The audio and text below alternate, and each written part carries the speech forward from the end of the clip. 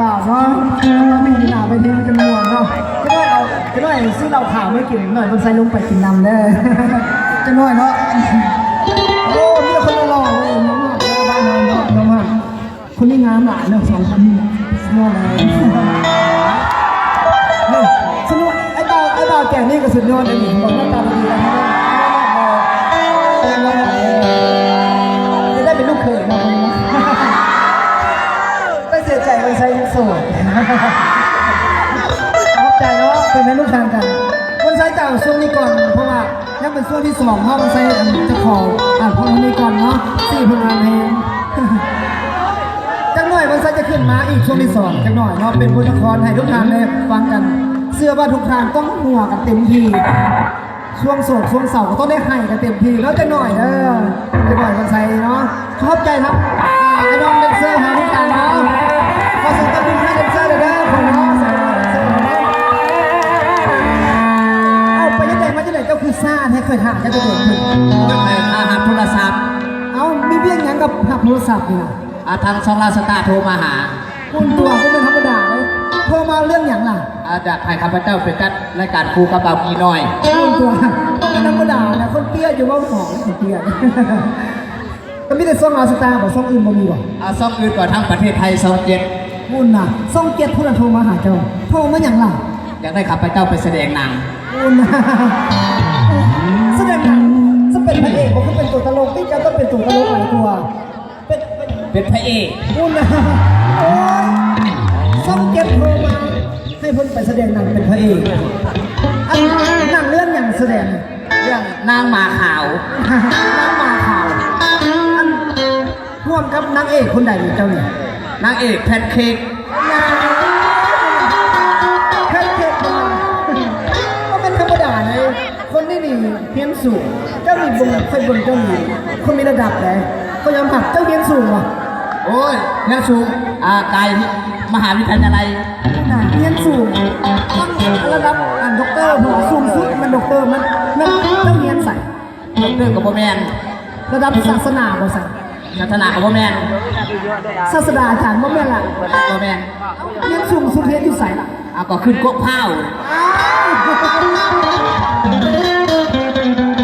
มันมาเป็นเพียงสูงสุดได้แล้วมาขึ้นกบเผา8แล้วขึ้นไปให้อย่างกบเผาก็ขึ้นเอาบักเผามากินโอ้ยเฉพาะเจ้าคือแหละคืออย่างเอาขึ้นกบเผาแต่ละคืออย่างเอาแต่ละขึ้นกบเผาเอาพยาบาลลิงมาสั้นข่อยบ่ได้คือลิงคือข่อยโอ้สรุปได้บอกกันเอาคำถามเจ้าเฮียนสูงแบบนี้ข้อที่ถามเจ้าทักทายสบายดีเป็นเพลงแบบเป็นภาษาขโมยบ้านเรานะสบายดีเป็นเพลงแบบนี้นะเจ้าทักทายได้บอกเป็นภาษาขโมยครับหมอเป็นภาษาขโมยโอ้สิได้บ่เนาะภาษาขโมยถ้าเอาอยู่เด้อผิดพลาดขอโทษขออภัยเด้อสบายเลยโยมมาตาแฮมอยากคอนเสิร์ตตะกุงจอมไม่อยากจอมบ้านอ่ะจอมแรงก่อนนุ่มเรียมาหลายบอกก่อนนุ่มเรียมาหลายขอเสียงเลยโอ้รักบาเด้อโอ้รักบา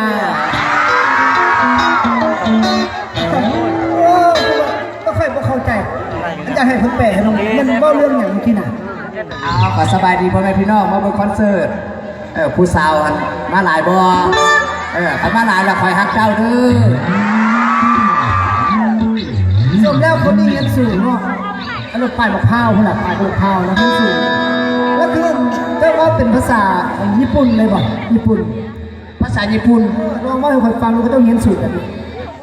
ภาษาญี่ปุ่นเหรอ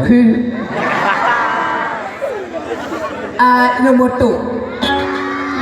เชมากุเตะ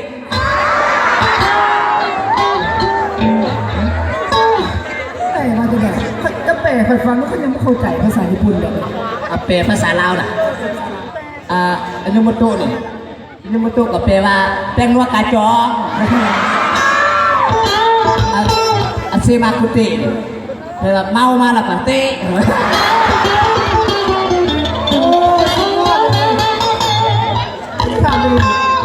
ต้องระดับภาษาอังกฤษน่าจะได้เนาะภาษาอังกฤษได้ป่ะ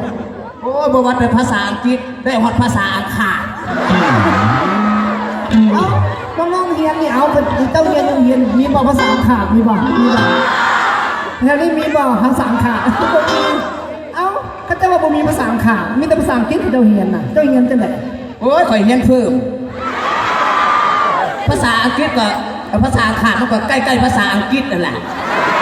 เพราะว่ามันกฤษแล้วมันก็ขาดเลย โอ้ยอมทำเลยเนาะสุดยอดเลยเนี่ยคนนี้เราคนเซ่ครับตอนนี้ขอเข้าใจก่อนเพราะว่าช่วงที่สองมันจะขึ้นมาอีกเนาะช่วงสองเนาะตอนนี้ขอเข้าใจกันเนาะตอนนี้เนาะ